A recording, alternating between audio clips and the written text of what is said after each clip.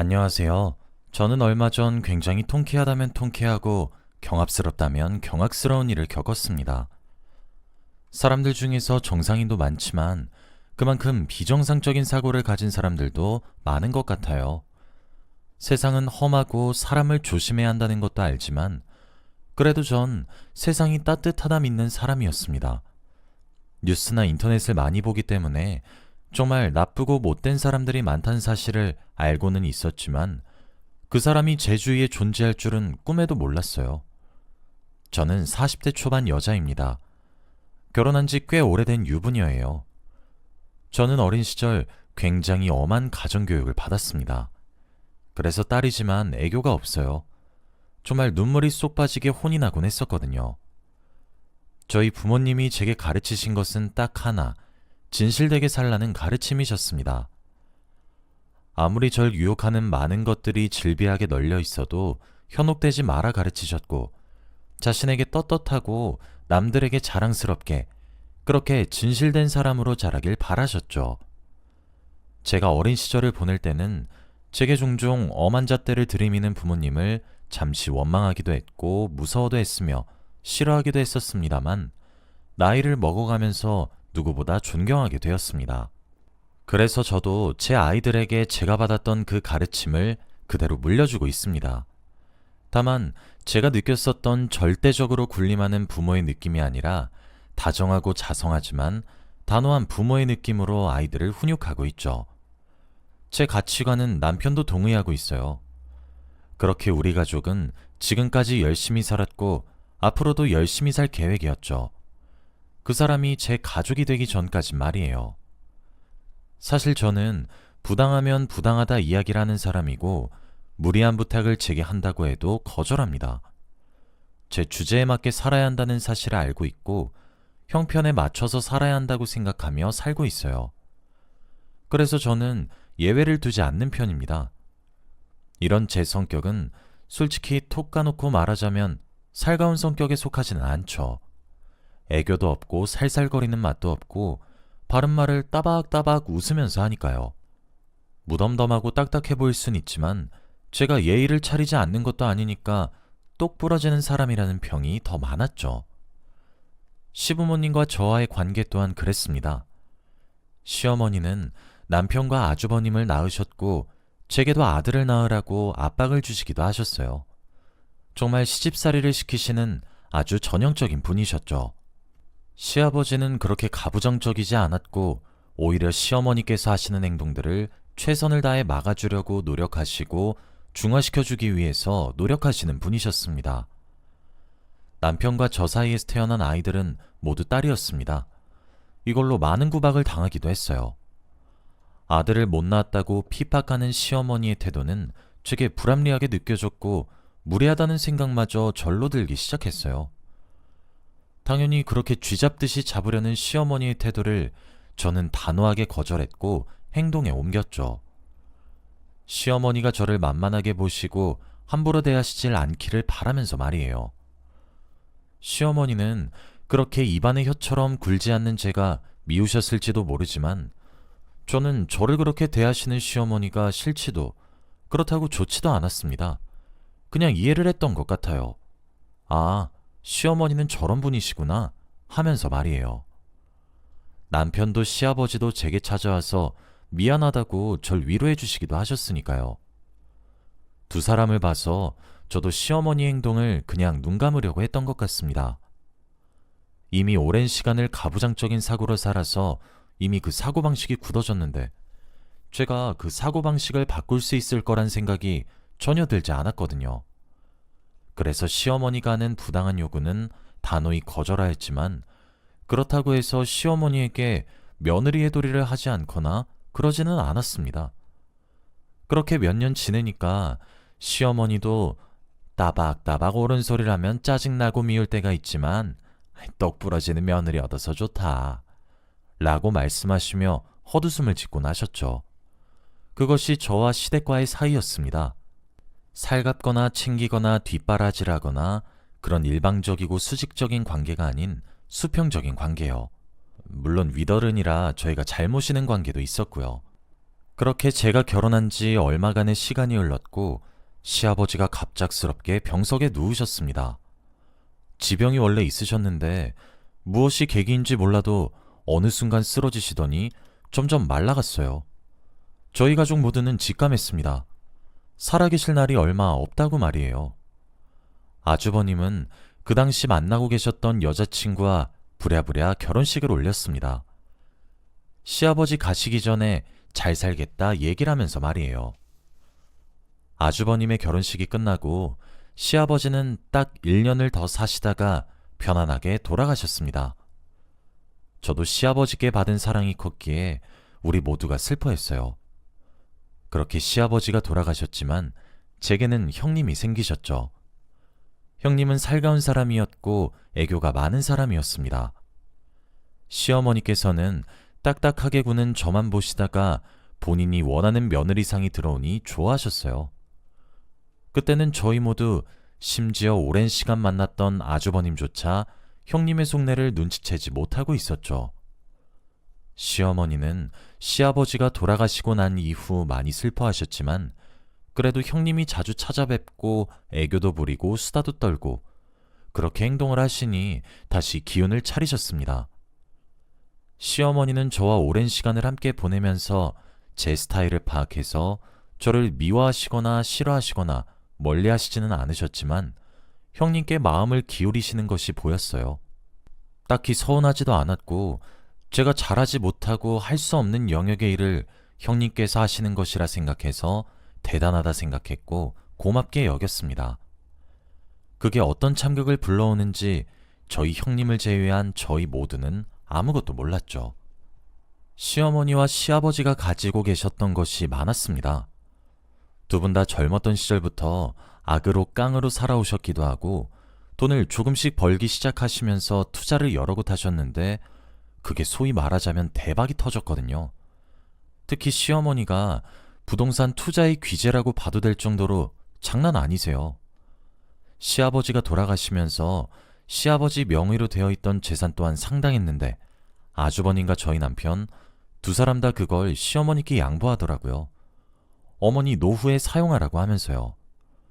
저는 그 모습을 보고 형제가 참 효심이 깊고 우애가 좋다고 생각했습니다. 저희 것이라고 생각하지 않았던 재산이고 아직 시어머니가 정정하게 살아계시니 시어머니가 가지고 계시는 것이 틀린 답이라고는 생각하지 않았어요.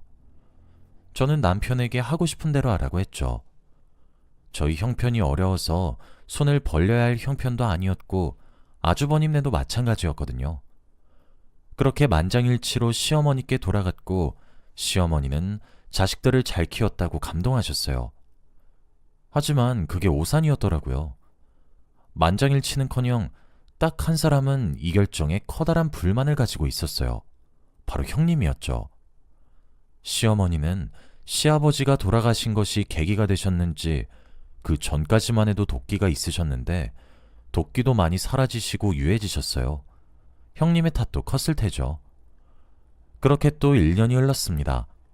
주말이었는데 하루는 병원에서 남편에게 전화가 왔더군요. 시어머니가 사고가 나셨다는 그런 청천벽력 같은 소식이었죠. 저도 남편도 깜짝 놀랐습니다. 병원에 서둘러 달려갔더니 아주버님은 망연자실하게 앉아 계시더라고요. 그런 아주버님 옆에서 형님은 울고 있었고요. 어떻게 된 일이냐고 남편이 닥달을 하니 아주버님이 힘겹게 이야기를 하셨습니다. 뺑소니 사고가 일어났고 의사 선생님이 수술에 들어가기 전 마음의 준비를 하셔야 할 수도 있다 얘기를 했다고요. 시아버지가 병상에 누워 계셔서 몇 년 아프셨을 때 저희 가족은 그래도 이별을 천천히 준비했었습니다. 차근차근히 아주 천천히 말이에요. 그래서 우리 모두 슬픔을 견딜 수 있었고 시아버지를 잘 보내드릴 수 있었던 거였고요. 하지만 시어머니의 경우는 아니었어요. 예기치 않은 이별이었고 준비할 수 없었던 이별일 수 있었어요. 저희는 수술실 앞에서 얼굴도 모르는 신께 기도를 드렸습니다. 제발 살려만 달라고 하면서 말이에요. 10시간이 넘는 대수술 끝에 수술이 겨우 끝났고 의사 선생님이 나오셨습니다.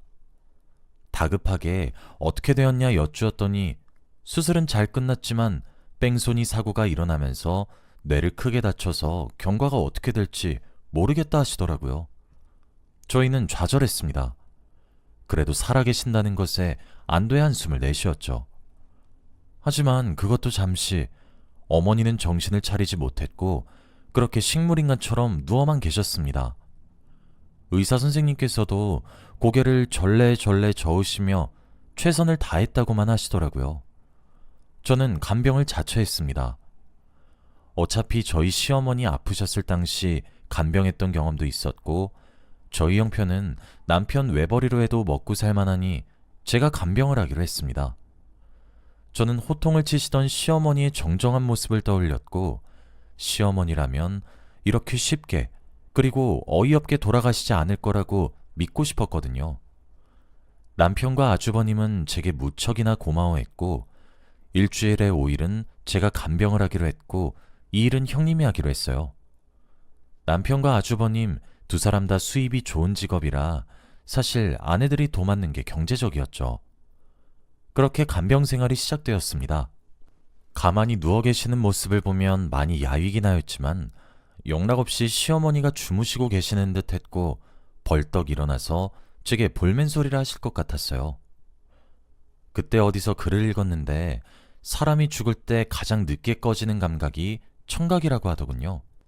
그래서 눈을 감는 순간 귀에 사랑한다고 속삭이면 그게 다 전해진다고 하더라고요. 저는 어머니께 매일 말을 걸었습니다. 아무런 대꾸도 리액션도 돌아오지 않아 혼잣말에 가까웠지만 늘 얘기를 걸었어요. 난생 처음 조잘거리는 거니까 듣는 사람이 의식이 없는 시어머니뿐인데도 불구하고 너무 창피했죠. 남편과 아주버님이 돈도 잘 벌고 형편도 여유롭기 때문에 시어머니의 병실은 1인실이었습니다. 그래서 딸아이들은 학교를 마치면 할머니가 계신 병실에 왔어요. 엄마인 제가 거기 있으니까요. 저는 딸아이들의 숙제를 봐주는 것도 시어머니 곁에서 했죠. 아이들이 노래를 배워오면 시어머니 앞에서 시키기도 했어요. 그리곤 시어머니 귀에 속삭였죠. 얼른 일어나셔서 손녀들 재롱을 보셔야 하지 않겠냐고. 그렇게 일주일 중 5일을 병원에 살았고 어느덧 6개월이 조금 넘는 시간이 지났죠. 그날은 시어머니 몸을 닦아드리고 있었는데 문득 손톱이 많이 자라신 것이 눈에 들어오더군요. 서랍을 열어 손톱깎이로 손톱을 자르고 있었는데 제 착각이 아니라면 시어머니 손이 꿈틀하는 듯 했어요. 시간이 멈춘 것 같았고 착각인지 아닌지 알 수가 없었습니다. 너무 미세한 움직임이었거든요. 제가 시어머니가 일어나길 바라는 마음 때문에 만든 환각인지 진실인지 구분할 수 없었던 그때였죠. 시어머니의 손가락이 누가 봐도 환각이 아닌 현실이란 사실을 일깨우듯 크게 움직였고 저는 비명을 지르듯 간호사를 호출했습니다. 그렇게 저희 어머니는 우리가 믿었던 그대로 자리를 털고 일어나셨어요. 의사는 기적이라 말씀하셨죠. 어머니는 비록 말을 할 수도 몸을 제대로 움직일 수도 없었지만 눈을 뜨셨던 겁니다. 저는 이 사실을 모두에게 알렸고 남편과 아주버님 내외까지 시어머니 병원으로 다 모였어요. 남편과 아주버님은 시어머니 손을 하나씩 부여잡고 눈물을 흘리며 감격했죠. 하지만 시어머니는 저희 가족들의 얼굴을 보자 경기를 일으키기 시작했습니다. 결국 아직 안정을 취해야 한다며 상주 보호자인 저를 제외하고 모두 격리를 당했습니다. 어머니는 잠시 정신이 돌아오셨다 놓으셨다를 반복하셨어요. 그러기를 일주일, 정신이 제대로 돌아오셨죠. 일주일 동안 저는 내내 병실에 붙어 있었어요. 1인실은 사실 정말 생활하는 데 불편함이 없었거든요. 형님이 간호하시겠다는 것도 그냥 제가 하겠다 했어요. 그리고 사실 그랬던 이유도 시어머니는 제가 자리를 비우려고만 하면 쉴 새 없이 눈물을 흘리셨고 많이 불안해하셨기 때문이었습니다. 그렇게 약해진 시어머니의 모습이 참 마음 아팠어요. 딸아이들이 학교에서 돌아오면 할머니에게 노래를 불러주었고 저녁에 병원으로 퇴근한 남편이 제가 먹을 저녁거리와 곤히 잠든 아이들을 데리러 왔죠. 이제 시어머니는 눈을 깜빡이는 것으로 맞다 아니다를 표현하실 수 있게 되었어요. 한 번 깜빡이는 것은 맞다, 두 번 깜빡이는 것은 아니다였죠. 그런데 하루는 시어머니께서 절 빤히 쳐다보시더군요. 이제 혼잣말의 실력도 신의 경지에 따라서 혼자 조잘조잘 떠들고 있으니 난데없이 뚝뚝 눈물을 흘리셨습니다. 아프냐, 어디가 안 좋냐, 기분이 안 좋냐, 몸이 안 좋냐, 모든 말에 눈을 두 번 깜빡이셨고 입을 열어 이야기를 하려는 듯 사지를 비틀기 시작했어요. 전 깜짝 놀랐습니다. 이러다 큰일 나겠다 싶어서 진정을 시키려 했지만 어머니는 분하다는 듯 눈물만 흘리셨어요. 그 모습을 보다 저도 모르게 물었어요. 어머니, 하시고 싶으신 말이 있으신 거예요? 라고요. 시어머니는 눈을 한번 깜빡이셨죠. 하지만 의사소통을 할 수 있는 방법이 도통 떠오르지 않더군요. 그때 딸아이들이 병실에 두고 간 스케치북이 눈에 들어왔고 저는 아이디어를 냈죠. 시어머니, 그럼 잠시만 기다리세요. 흥분하지 마시고 진정하셔야 해요. 저는 오늘 밤도 여기서 자고 갈 거니까 차분하게 하시면 돼요. 우리 시간 많잖아요. 제가 딸아이 스케치북에 자음이랑 모음 전부 적어 올게요. 그리고 제가 한자 한자 짚을 테니까 시어머니 눈을 깜빡이는 걸로 대신하세요. 제가 짚어내는 글자가 맞을 때 눈을 한 번 깜빡이시고 제가 잘 못 알아들으면 두 번 깜빡이세요. 글자 하나가 완성되면 눈을 여러 번 깜빡하시는 거예요. 아시겠죠? 시어머니는 눈을 깜빡이셨죠. 그렇게 어느 늦은 밤 저는 난데없는 퀴즈 게임을 하듯 어머니의 속내를 읽어야 했어요. 어머니와 제가 3시간 가까이 걸려서 만든 단 하나의 문장이 만들어졌죠. 그리고 그 문장이 담고 있는 의미에 저는 입을 다물지 못했고 충격에 빠졌습니다. 어머니는 제가 충격에 빠진 것을 이해한다는 듯 기다리셨죠. 어머니가 제게 말하고 싶었던 문장은 뺑소니 사고 범인은 큰 며느리였습니다. 저는 최대한 맞다 또는 아니다의 대답을 할 수 있는 질문을 던졌습니다. 그리고 그렇게 대답하지 못하는 것들은 어머니는 또 눈짓을 통해 단어를 만들어서 제게 간결히 표현하셨죠. 아침에 동이 트는 것도 모른 채로 저는 어머니께 모든 진실을 알아내었습니다. 사실 어머니의 사고는 CCTV가 설치되어 있지 않은 길목에서 벌어진 오토바이 사고였습니다. 사고 직후 병원에 바로 오셨다면 식물인간이 되지 않았을 확률이 엄청 올랐던 것이죠. 하지만 당시 길목은 인적이 드문 길목이었고 정말 우연한 기회로 지나가던 행인의 신고가 아니었다면 사실 시어머니는 그날 명을 달리하셨을 겁니다. 하지만 시어머니가 오토바이에 치이고 난 뒤 형님이 나타났고 시어머니의 눈앞에서 뺑소니범에게 살해금을 건네주었다고 하더군요. 시댁이 가지고 있었던 재산을 노리기 위해서 말이에요. 시어머니의 살려달라는 간절한 외침에도 형님은 무시하고 뒤돌아서 나갔고 그렇게 생명의 불이 꺼져가던 그때 기적적으로 행인 한 분이 지나갔던 것이었어요. 그뿐 아니었죠. 시어머니는 식물인간이셨던 상태로 정말 제 얘기가 들렸다고 하더군요. 하지만 몸을 움직일 수가 없었다고 합니다. 그리고 형님이 시어머니를 모시는 날에 전화를 하는 것도 들리셨다더군요. 형님은 뺑소니범에게 시어머니 죽음을 사주한 것을 협박당하고 있었고 돈을 계속 줘야 하는 것 같다 했죠. 저는 정말 몇 시간에 걸쳐 만들어진 간단한 문장 몇 개와 단어들로 추론한 이야기가 믿기지 않았어요. 말이 되지 않는다고 생각했죠.